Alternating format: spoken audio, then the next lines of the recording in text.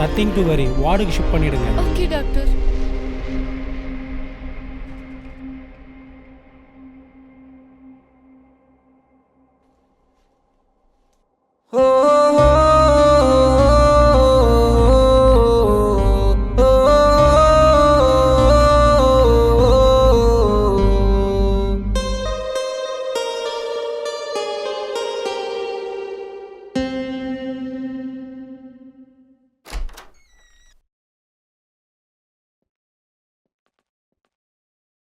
Doctor எந்த பிரச்சனையும் இல்லைன்னு சொல்லிட்டாரு. வார்டுக்கு ஷிஃப்ட் பண்றோம்.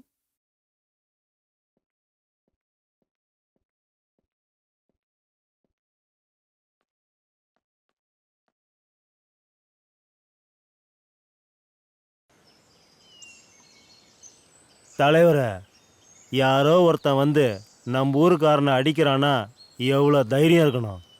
நம்ம ஊரில் இருந்தானே அந்த பைத்தியக்காரன், அந்த பைத்தியக்காரனை கொல்ற அளவுக்கு அவங்களுக்கும் அவனுக்கும் ஏதாவது சம்மந்தம் இருக்குமா? தலைவரை, இந்த ஊரில் ஏதாவது ஒன்று வித்தியாசமாக நடந்துக்கிட்டே இருக்கு. தலைவரை, இதை பற்றி நம்ம கண்டிப்பாக யோசிக்கணும். இல்லைன்னா நம்ம சர்வநாசமாகிறது கேரண்டி. அப்படி நடக்கிறதுக்கு நான் விடுவேனா? இது நம்ம ஊரு. யாரோ ரவுடிங்க கூட சேர்ந்து அவன் சண்டை போட்டிருக்கான், அவ்வளோதான்.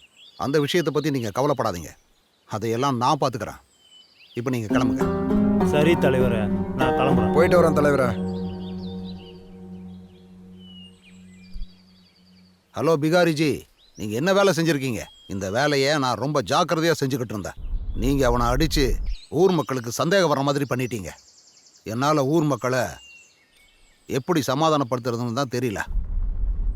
ஏய் தலைவரே, அந்த புறம்போக்கு டிரைவர் எல்லாத்தையும் சொல்லியிருந்தானா நம்ம 2 பேரும் கம்பி என்ன வேண்டியிருக்கோம். அவனை நீ ஊருக்குள்ள வச்சுக்கிட்டு நீ ரொம்ப நாள் பொறுமையா இருந்த. ஆனா என்னால அப்படியெல்லாம் இருக்க முடியாது. சமாதானம் சமாதானம்னு நீ ரொம்ப பொறுமையா போய்கிட்டு இருக்க. நாளைக்கு இங்க என் தம்பி வரான், விட்டுரு. அவன் எல்லாத்தையும் பார்த்துக்குவான். அவன் என்ன மாதிரி இல்ல. வெட்டிடுவான் வெட்டிடுவான்.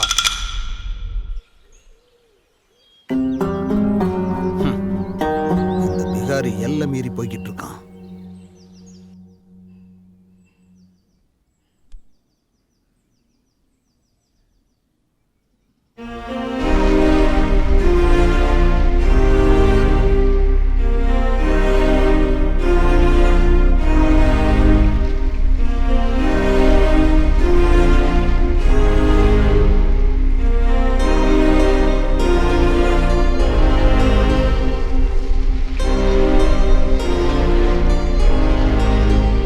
ரவி, அம்மா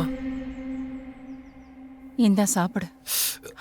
சுஷு, நானே விட்டுறேன்.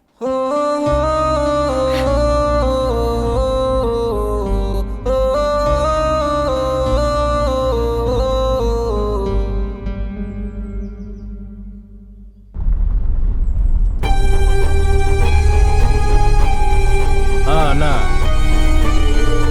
நான் சொன்னேன்லண்ணா, யாரும் ஒத்துக்காம போனாலும் அவங்கள சாகடிச்சிருங்க. அங்க நான் வரேன்னா வேலையை முடிச்சிடுறேன். சரிண்ணா.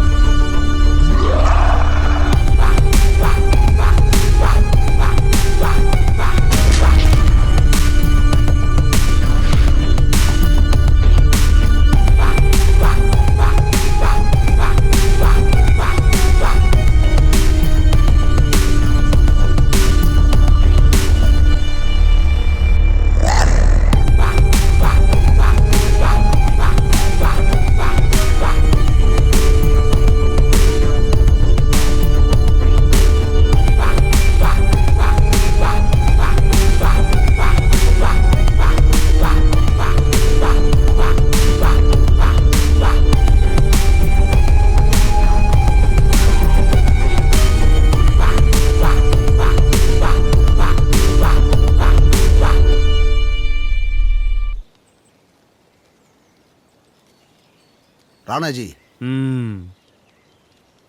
தலைவரே, சொன்ன வேலை என்ன ஆச்சு? அந்த வேலையை தான் இப்போ நான் போயிட்டு இருக்கேன். இல்ல தலைவரே, அப்புறம் எங்க அண்ணன் உனக்கு டைம் கொடுத்து கொடுத்து நாங்க வெறுத்து போயிட்டோம். சொல்லு, உன்னால காலி பண்ண வைக்க முடியுமா? இல்ல நான் காலி பண்ணட்டா? ராணாஜி, இங்க இருக்கிற ஜனங்க பூர்வீகமா வாழ்ந்துட்டு இருக்காங்க. அவங்களை காலி பண்ண வைக்கிறது அவ்வளவு சுலபம் இல்லை. அவங்களுக்கு ஏதாவது பிரச்சனைன்னு தெரிஞ்சா நமக்கு எதிராக திரும்பிடுவாங்க. எனக்கு கொஞ்சம் டைம் கொடுங்க. போதும் தலைவரே, உனக்கு நிறைய டைம் கொடுத்தாச்சு, போதுமான அளவுக்கு காசும் கொடுத்தாச்சு, அது மட்டும் இல்லாம நிறைய ஆளுங்களையும் கொடுத்தாச்சு இந்த ஊரை காலி பண்றதுக்கு. உனக்கு இந்த ஊரை காலி பண்றதுக்கு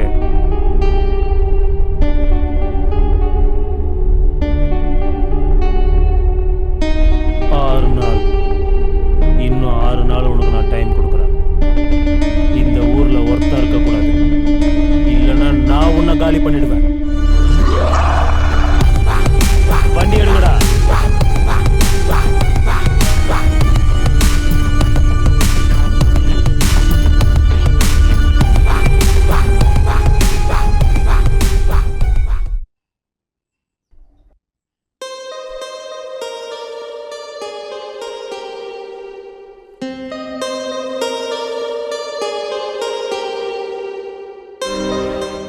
இந்த மாத்திரையை காலைல எடுத்துக்கோ. நாளைக்கு நான் திரும்ப வந்து பார்க்குறேன், சரியா? எனக்கு டைம் ஆகுது, நான் கிளம்புறேன்.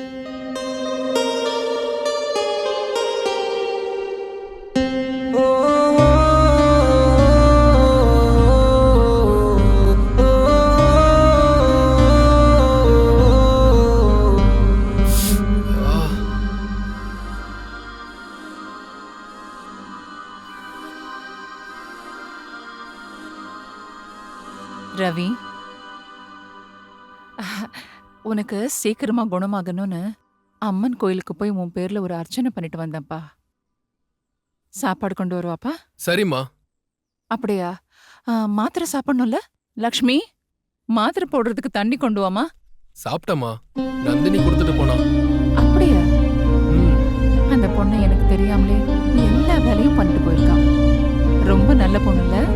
அம்மா, நீங்க மனசு வச்சீங்கன்னா குடுகுடுப்புக்காரன் சொன்ன வார்த்தை நிஜமாகும். என்ன சொல்ற? அதான் இங்கிலீஷ் மருமக, நல்ல குணம், நல்ல மனசு எல்லாமே. ஆ, ரவி, உண்மைதானா? ஆமாம்மா, அதுவும் நீங்க ஒத்துக்கிட்டா. எனக்கும் சம்மதம்தான்.